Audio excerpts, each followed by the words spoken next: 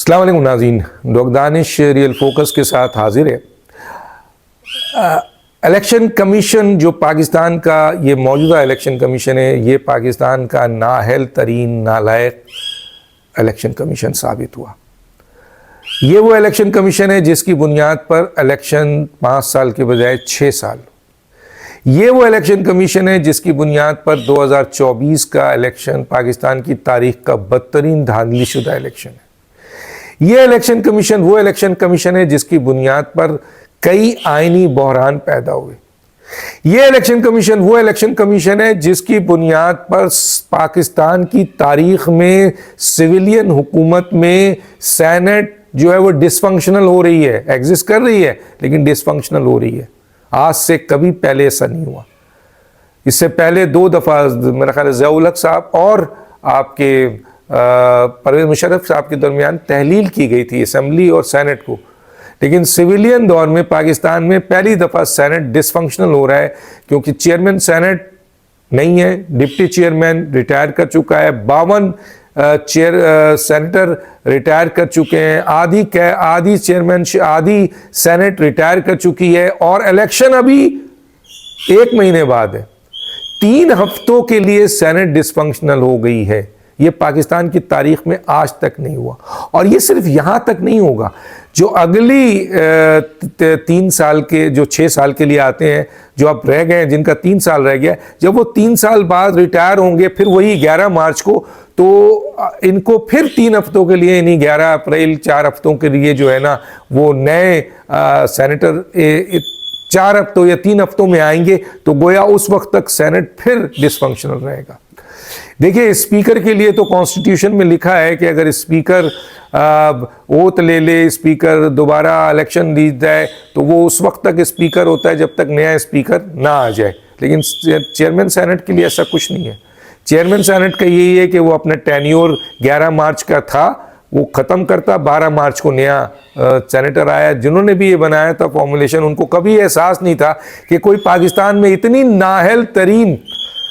नाअहल तरीन election commission आएगा जिसका ये अंदाज होगा कि वो एक तो आपके जनरल इलेक्शंस को, और उसी का असर है कि जनरल इलेक्शन को आप 5 साल के बजाय 6 साल ले गए। तो क्या अब इसका कोई हल है? उसका हल यही है कि आप कोई अमेंडमेंट करें। अब अगर अमेंडमेंट करते हैं तो आइन में अमेंडमेंट करना पड़ेगा कि आपको 1 महीने का ये मसला जो भी है उसको हल करना पड़ेगा। तो इतनी बड़ी बड़ी नालायकी और नाअहली के बाद भी ये इलेक्शन कमीशन अभी तक कायम है, ये इलेक्शन कमीशन चल रहा है। क्यों? क्योंकि इस इलेक्शन कमीशन ने पाकिस्तान की तारीख का धांधली शुदा इलेक्शन किया। ये वो इलेक्शन कमीशन है जिसने अपनी जो रिग है वो डीलिमिटेशन से शुरू किया था, जिसकी आवाज़ सुप्रीम कोर्ट, बार एसोसिएशन और पाकिस्तान बार काउंसिल्स ने, जो अहम तरीन उसमें वकला हैं, उन्होंने उठाई थी कि ये इलेक्शन कमीशन जानिबदार इलेक्शन कमीशन है, ये इलेक्शन कमीशन नाअहल इलेक्शन कमीशन है, ये इलेक्शन कमीशन नालायक इलेक्शन कमीशन है, ये इस आईनी इदारे को तबाह कर रहा है। ये शख्स और इसके जो टीम है ये मुसलसल जो है वो इस अहम तरीन इदारे को, जो कि बड़ी मुश्किल से बना था, इसको तबाह कर रहा है सिर्फ अपनी ख्वाहिशात पे। ऐसे ऐसे फैसले इसके ज़रिए आ रहे हैं जिसके ऊपर सुप्रीम कोर्ट को एक्शन लेना पड़ा। देखा था आपने प्रोविंशियल असम्बली का इलेक्शन और उससे पहले का इलेक्शन, और आपके क्या कहते हैं डिले किया, और किस तरीके से ये ले के चले 2 सूबों को वो किया गया। तो ये इलेक्शन कमीशन का सारा कसूर था।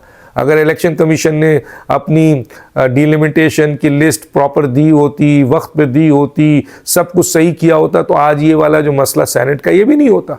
लेकिन इतने नाअहल लोग हैं ये कि अब आज पाकिस्तान की तारीख में पहली दफ़ा ये सेनेट जो है वो 3 हफ्तों के लिए डिसफंक्शनल है। पूरी दुनिया में इसकी बेइज्जती हो रही है। दुनिया में लोग कह रहे हैं कि पाकिस्तान में क्या कोई आईनी लोग नहीं है, कानूनी लोग नहीं है? क्या उनको नहीं पता?